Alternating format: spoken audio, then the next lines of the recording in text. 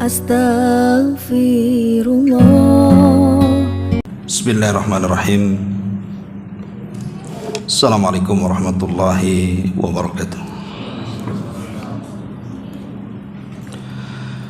Bihamdillahi wassalatu wassalamu ala rasulillah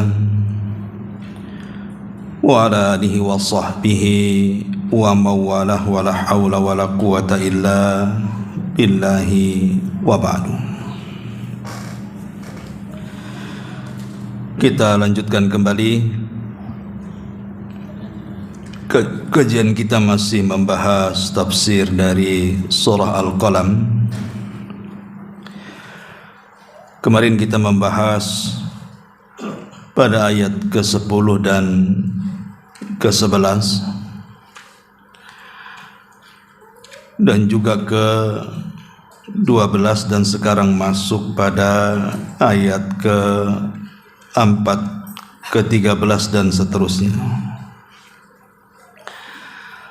A'udzubillahi minasyaitonirrajim. Bismillahirrahmanirrahim. Utullim ba'da dzalika zanim an kana dza malin wa banin. Idza tutla alaihi ayatuna qala asatirul awwalin sanasimuhu alal khurtum. Allah Subhanahu wa ta'ala mengatakan, yang memiliki sikap kaku dan kasar, selain dari itu yang terkenal kejahatannya, karena dia merasa memiliki banyak harta dan juga anak-anak. Apabila ayat-ayat kami dibacakan kepadanya, dia pun berkata, ini adalah dongeng-dongeng orang-orang yang terdahulu. Ketahuilah kelak dia akan kami beri tanda pada belalainya. Ayat ini bicara tentang seseorang di zaman Nabi sallallahu alaihi wasallam, bahkan boleh dikata musuh berat Nabi sallallahu alaihi wasallam dalam berdakwah. Dia adalah Al-Walid ibnu Mughirah, ayahanda daripada Khalid ibn Walid. Al-Walid ibn Mughirah ini satu di antara tokoh-tokoh Quraisy terkemuka. Bahkan dia lebih tinggi jabatannya dibandingkan Abu Jahal. Kenapa? Karena Al-Walid ini memiliki kekayaan yang luar biasa. Boleh dikata orang kayanya Mekah di zaman itu. Bahkan dia memiliki tanah dan kebun kurma itu terbentang dari Mekah sampai ke Taif, saking kayanya. Karena di zaman itu kan kekayaan diukur dengan luasnya lahan yang dimiliki dan perkebunan. Selain daripada itu, Al-Walid sendiri memiliki kecerdasan. Dia pandai melantunkan syair-syair, bukan hanya syair manusia, syair jin pun dia kuasai. Itulah Al-Walid ibn Mughirah. Makanya Allah Subhanahu wa ta'ala sampai menurunkan beberapa ayat dalam Al-Quran tentang kisahnya, walaupun tidak tersurat tetapi tersirat. Contoh ketika Allah Subhanahu wa ta'ala mengatakan, dzarni wa man khalaqtu wahida wa ja'altuhu malan mamduda wa banina syuhuda. Biarkan orang itu yang aku ciptakan sendirian, kemudian aku, kata Allah, berikan dia banyak harta yang luar biasa dan anak-anak yang senantiasa tidak lepas dari pandangan orang tuanya. Jadi Al-Walid ibn Mughirah ini selain daripada memiliki kekayaan harta yang luar biasa, dan juga anak-anak yang sukses yang tidak pernah meninggalkan orang tuanya, dia berbangga dengan kekayaan dunia ini. Sebenarnya Al-Walid ibn Mughirah sendiri sempat terpengaruh dengan Al-Quran. Satu hari dia datang kepada Abu Bakar Siddiq radhiyallahu an, ingin mengetahui apa yang diajarkan Nabi SAW kepada Abu Bakar. Maka Abu Bakar pun kemudian membacakan beberapa ayat Al-Quran di hadapan Al-Walid ibn Mughirah ini, dan sempat terpengaruh. Bagaimanapun dia seorang penyair, dia bisa membandingkan syair-syair yang ia karang atau yang ia hafal dengan Al-Quran yang dibaca Abu Bakar. Jauh sekali tidak ada bandingannya. Makanya dia sempat memuji Al-Quran. Disitulah dia penasaran, ingin berjumpa langsung dengan Rasul dan mendengar langsung lantunan-lantunan ayat yang dibacakan Rasul di hadapannya. Maka dia pun mendengar ayat-ayat yang dilantunkan Rasul di hadapannya. Dia tertarik, hampir-hampir masuk Islam. Kalau bukan karena takutnya kehilangan jabatan, kehilangan popularitas di tengah-tengah orang Quraisy dari ancaman Abu Jahal, kalau dia masuk Islam maka Abu Jahal akan membawa kasusnya ke masyarakat Quraisy supaya menanggalkan jabatannya. Makanya dia ketakutan kalau seandainya kemudian popularitasnya hilang, jabatannya juga hilang, pamornya juga hilang, makanya dia tidak jadi masuk Islam. Justru sebaliknya, akhirnya mencela Islam dan mengatakan bahwa Al-Quran yang dibawa Nabi SAW itu adalah perkataan manusia, atau bahasanya asatirul awalin, perkataan orang-orang terdahulu. Bahkan dia berani mengatakan bahwa jangan-jangan Al-Quran yang dibaca Rasul itu adalah sihir yang diimpor dari luar. Lah tentu ini kelancangan Al-Walid ibn Mughirah terhadap firman-firman Allah Subhanahu wa ta'ala. Maka dia semakin sombong. Akhirnya kemudian dia menggunakan dengan kekayaan yang Allah anugerahkan kepadanya, bukan semakin bersyukur, beriman kepada Rasul, justru makin kufur dan nampak perangai jahatnya. Makanya Allah mengatakan sifatnya Al-Walid dalam ayat ini, utullim ba'da dzalika zanim, yang memiliki sifat yang kasar. Maksudnya Al-Walid ibn Mughirah selain daripada itu terkenal kejahatannya. Tentu ada penyebabnya, ada penyulutnya. Maka penyulutnya Allah mengatakan angkana dza malin wa banin, karena dia merasa mempunyai banyak harta dan anak-anak. Makanya sering saya katakan bahwa terkadang harta itu tergantung siapa yang memegangnya. Ada istilah yang disabdakan Nabi SAW, malun salihin, malun salih li rajulin salih. Harta yang baik itu kalau dipegang orang baik, tetapi harta akan menjadi jahat kalau yang memegang orang jahat. Makanya ada istilah bahwa harta dan kekayaan itu adalah sirru at-tughyan, rahasia bejatnya manusia. Itulah yang diisyaratkan di dalam Al-Quranul Karim, kalla innal insana la yatgha an ra'ahu stagna. Sekali-kali manusia mudah melampaui batas ketika dia merasa Allah memberikan kekayaan dan kecukupan kepada hidupnya. Karena sejarah membuktikan Qarun yang tadinya orang yang paling alim dengan Taurat, bahkan dikatakan munawir karena keindahan bacaan Tauratnya, saat dia miskin, dia diundang ke sana kemari untuk membacakan Taurat.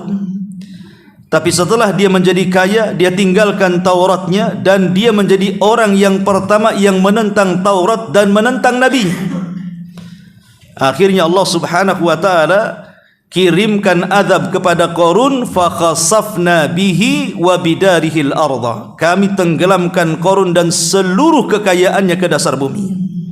Itulah kekayaan terkadang menjadi bencana bagi pemegangnya. Seperti Al-Walid ibn Mughirah di sini, utullim ba'da dzalika zanim an kana dza malin wa banin. Yang kaku lagi kasar, selain daripada itu terkenal kejahatannya karena dia memiliki banyak harta dan berbangga dengan anak-anaknya.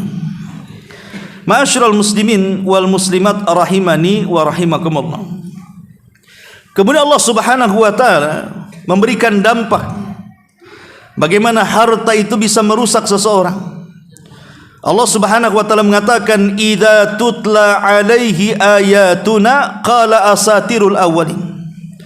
Apabila dibacakan ayat-ayat kami kepada Al-Walid ibn Mughirah ini, dia pun mengatakan, ini adalah dongengan-dongengan orang-orang terdahulu. Lihat bagaimana dia mengolok-olok Al-Quranul Karim, bahwa Al-Quran itu adalah dongeng-dongeng yang didongengkan Nabi SAW, yang dicaplok dari umat-umat terdahulu, seolah-olah Nabi SAW menyadur dengan tangannya tulisan-tulisan kisah-kisah umat-umat terdahulu. Padahal Nabi SAW tidak bisa membaca dan tidak bisa menulis. Macam mana dia bisa mendongeng? Ma'asyiral muslimin wal muslimat rahimani wa rahimakumullah. Makanya kemudian Allah Subhanahu wa taala ancam Al-Walid ibn Mughirah, sanasimuhu 'alal khurtum. Kelak kami akan beri tanda padanya pada belalainya. Maksudnya kami akan beri tanda wajahnya kelak pada hari kiamat. Dengan apa? Dengan wajah yang hitam, dengan wajah yang buruk, dengan wajah yang penuh penyesalan. Yauma tabyaddu wujuh wa taswaddu wujuh. Pada hari itu ada wajah-wajah yang putih bersinar, tapi juga ada wajah-wajah yang hitam kelam. Itulah wajahnya Al-Walid ibn Mughirah, penuh dengan kehitaman dan debu. Ma'asyiral muslimin wal muslimat rahimani wa rahimakumullah. Dari sini pelajarannya bahwa bagaimana harta itu bisa menolak seseorang dari hidayah, dan bagaimana pula harta itu bisa mengeluarkan orang dari hidayah.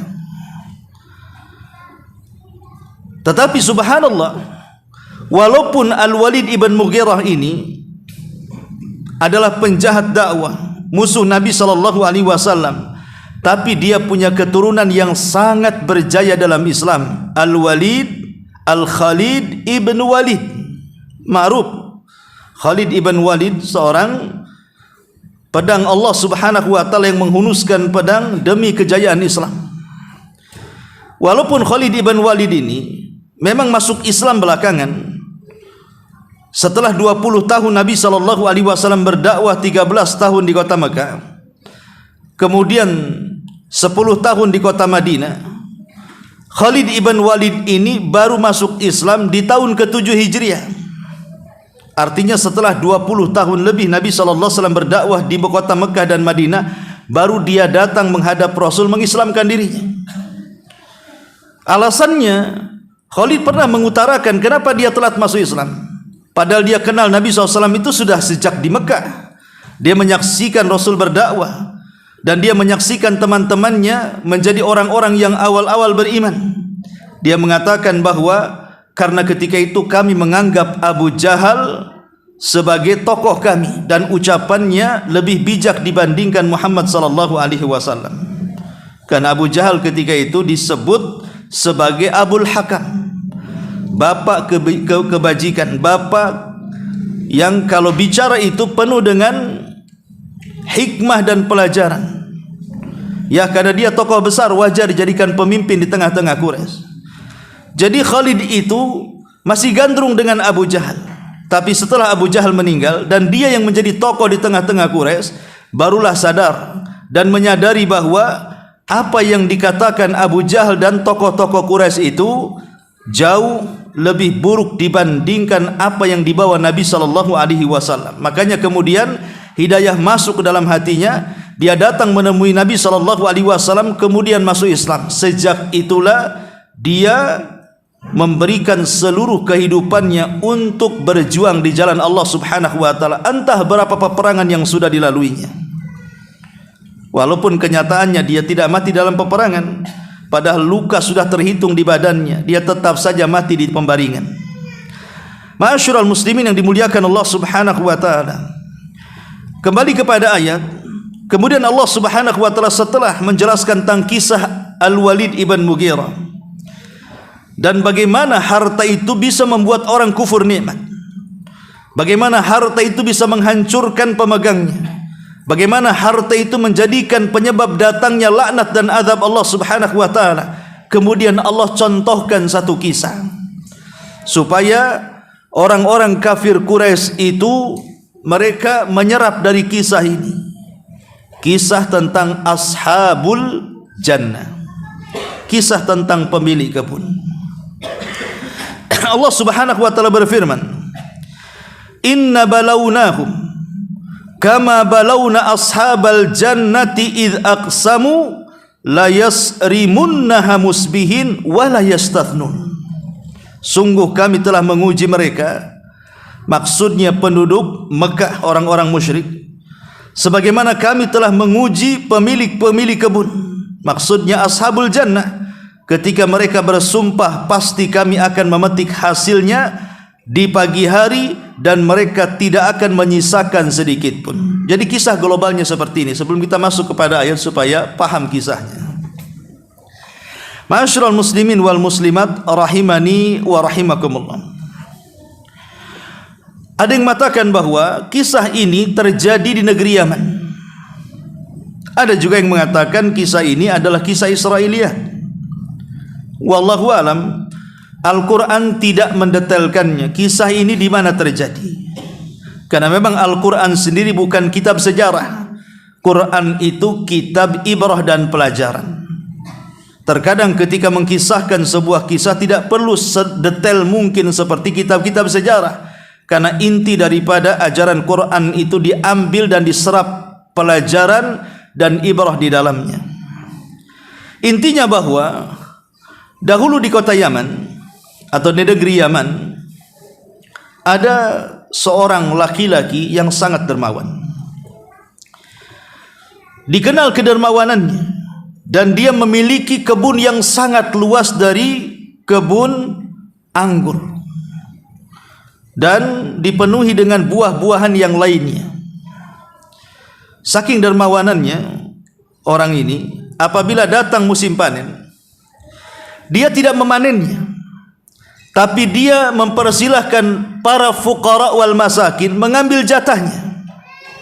Jadi dia mendahulukan orang-orang yang miskin, orang-orang yang fakir untuk memetiknya duluan. Setelah kemudian mereka puas memetiknya, maka kemudian sisanya barulah kemudian pemilik kebunnya memanennya, kemudian menjualnya untuk menghidupi keluarganya dan sebagiannya dikembalikan kepada kebunnya. Jadi dia membagi kebun itu menjadi 3 bagian. Bagian yang pertama disedekahkan kepada fuqara wal masakin, bagian yang kedua untuk menghidupi dia dan keluarganya, bagian yang ketiga dikembalikan kepada kebun. Dia tahu hak daripada harta yang harus diberikan kepada siapa, dan dia memberikan yang terbaik sedekah. Makanya dia tidak berani memanen duluan, tetapi orang-orang fakir miskin dulu masuk duluan, biar mereka memetik sesuka mereka, memetik yang terbaik yang mereka sukai. Dan harusnya seperti itu. Kalau kita hendak bersedekah, jangan sampai bersedekah dengan barang-barang yang kita sendiri tidak suka, kemudian kita berikan kepada orang lain. Kan banyak kadang-kadang kita bersedekah dengan baju-baju yang sudah kuno, yang sudah jadul gitu ya, yang sudah bau busuk, yang harusnya dibuang ke tong sampah, akhirnya disedekahkan. Kita sendiri tidak mau pakai. Kita sendiri merasa jijik dengan baju kita sendiri yang sudah kita pakai. Kenapa kemudian disedekahkan kepada orang? Lah ini yang terjadi. Lah bapak ini adalah sang dermawan yang luar biasa. Dia walaupun pemilik kebun, tapi dia tetap orang-orang miskin duluan yang memanennya sebelum dia panen. Siapa hari ini yang melakukan seperti ini? Tidak ada. Kalau seandainya kita ini memiliki kebun, boleh jadi mungkin kebun itu tidak akan diserahkan kepada orang. Jangan kepada orang, kepada codot pun kita enggak kasih, diberongsong, kasih kresek gitu ya. Pelit sama binatang, apalagi sama orang ya. Jadi akhirnya kemudian Allah Subhanahu wa taala takdirkan si bapak ini meninggal dan memiliki banyak keturunan. Lah rupanya keturunannya ini tidak sebagaimana ayahnya yang sangat dermawan. Ada yang mengatakan dia memiliki 5 putra, ada yang mengatakan 7 putra. Tapi yang jelas bahwa semua putra-putranya tidak mewarisi akhlak ayahnya, tidak mewarisi kedermawanan akhlak ayahnya, kecuali 1 orang. Jadi 1 orang yang mewarisi akhlak ayahnya, yang lainnya sebuah kufur nikmat. Ketika kemudian ayahnya meninggal dan setahun setelahnya mereka akan mengadakan panen raya, maka anak-anaknya kemudian rapat berdiskusi, kemudian membodoh-bodohkan ayahnya saat diskusi dengan mengatakan, ayah kita ini bodoh, ini kan kebun-kebun kita, hasilnya juga hasil kita, kenapa mesti dibagi-bagi para fuqara wal masakin, membuat kita bangkrut. Sebaiknya panen raya tahun ini setelah ayah meninggal, maka tidak boleh 1 buah pun kita bagi-bagi kepada mereka. Bahkan kebiasaan ayah yang membiarkan kebun itu di pagi hari orang-orang fakir dan miskin datang, sebelum fakir dan miskin datang ke kebun, kita panen duluan, sehingga ketika mereka datang sudah tidak ada lagi buah-buahan. Lihat bagaimana mereka hendak membuat makar kepada Allah Subhanahu wa taala dan orang-orang yang beriman. Lah salah satu dari anaknya mengingatkan dan mengatakan, jangan, bukankah ayah kita tidak pernah melakukan seperti ini? Bukankah ayah kita selalu mendahulukan fakir dan miskin memetik baru kita panen? Kenapa kalian kemudian hendak mengingkari kebiasaan dan budaya yang ayah turunkan kepada kita? Tapi karena 1 lawan beberapa orang, maka dia pun tidak bisa apa-apa karena ditekan saudara-saudaranya.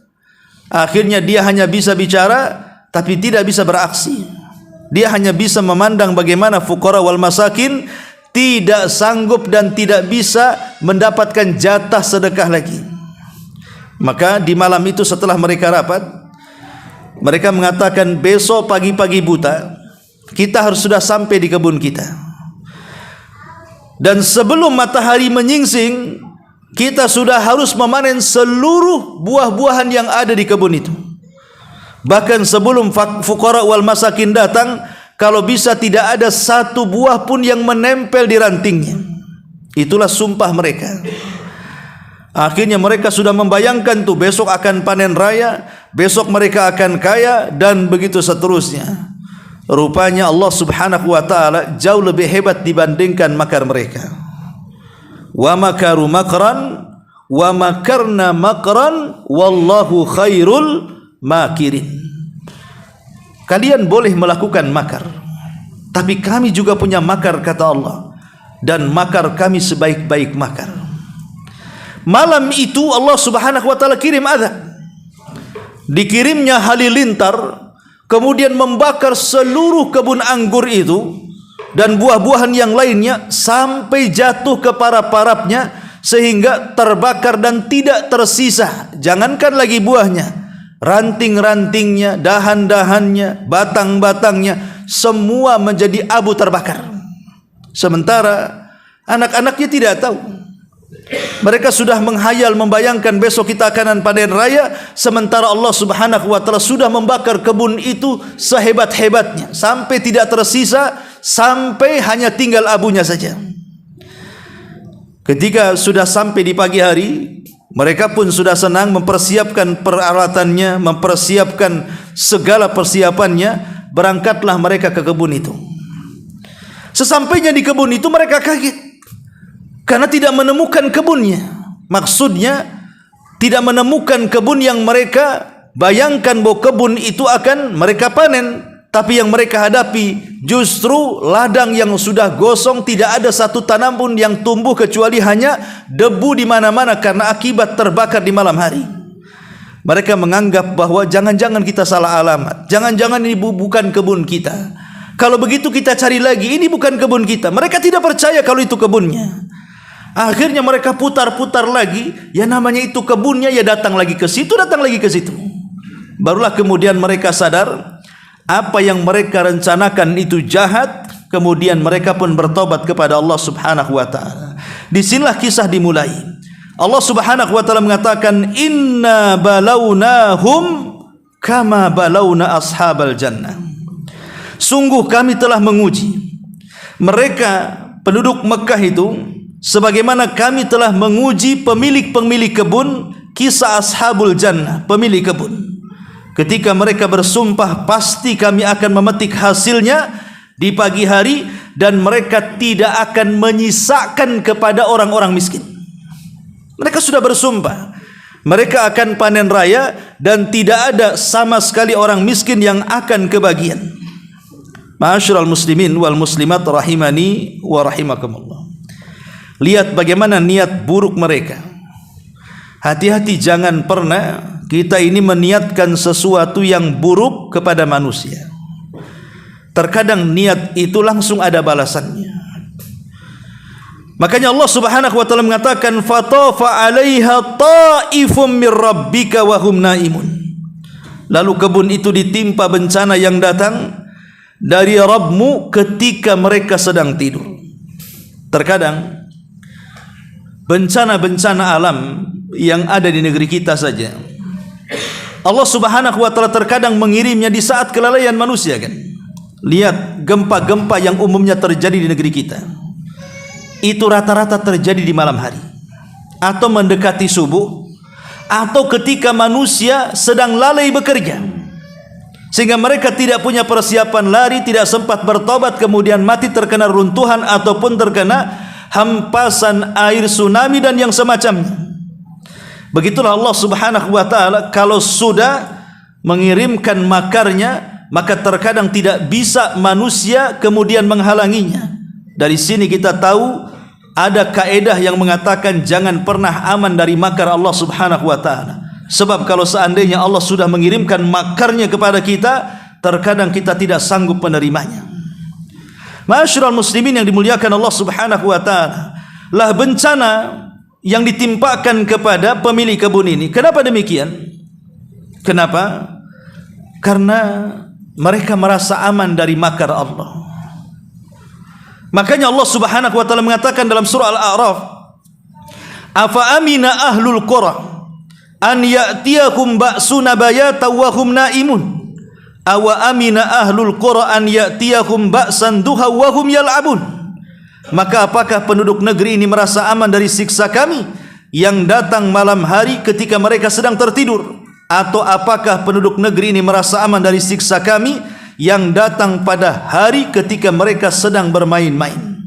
Ingat bahwa makar Allah Subhanahu wa taala jangan pernah diremehkan. Seperti kisah ashabul jannah, Allah mengatakan fa asbahat kasarim, maka jadilah kebun itu hitam seperti malam yang gelap gulita.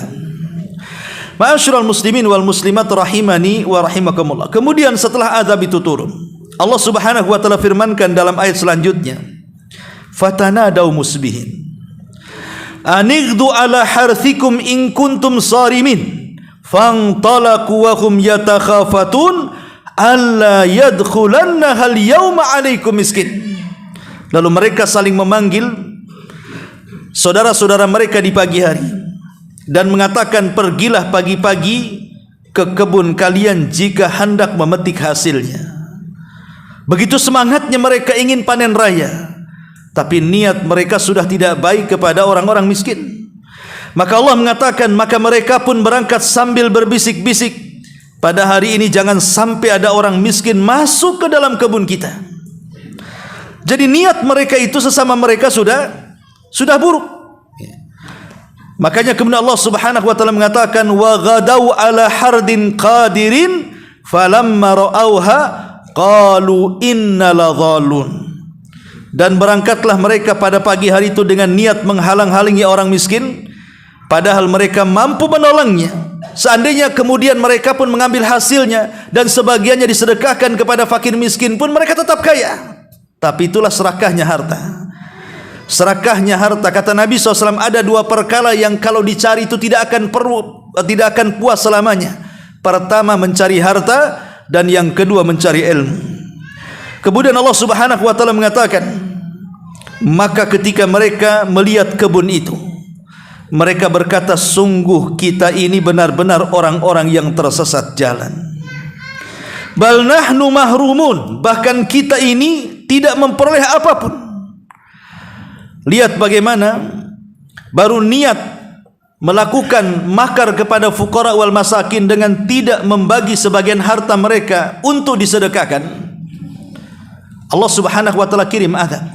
Sementara sebelum ayahnya meninggal, bagaimana Allah Subhanahu wa taala berkahi kebun itu sehingga Allah Subhanahu wa taala tidak pernah merugikan hasilnya. Karena ayahnya orang yang dermawan, tahu hak kebun yang harus dikeluarkan. Makanya disebutkan dalam hadis Muslim, dahulu di zaman Bani Israel, ada anak muda yang sedang berjalan di pematang sawah. Kemudian ketika dia sedang berjalan di pematang sawah, tiba-tiba ada suara di balik awan. Dan suara itu memanggil-manggil nama tertentu dan mengatakan, isqi hadiqata fulanin, hujani kebun si fulan. Anak muda yang berjalan di pematang sawah ini kaget, kok ada suara di balik awan. Dengan mengatakan, hujani kebun si fulan, hujani kebun si fulan. Penasaran, dia ikuti awan itu kemana. Rupanya setelah dia melangkah jauh mengikuti awan itu berjalan, rupanya awan itu hanya kemudian berhenti di sepetak bidang tanah. Kemudian dihujani, selepas itu awan itu pergi. Dan di sekitarnya tidak ada terjadi hujan lokal. Dia pun kemudian heran, kenapa awan itu hanya menghujani sepetak tanah, sementara tanah yang lain tidak dihujani.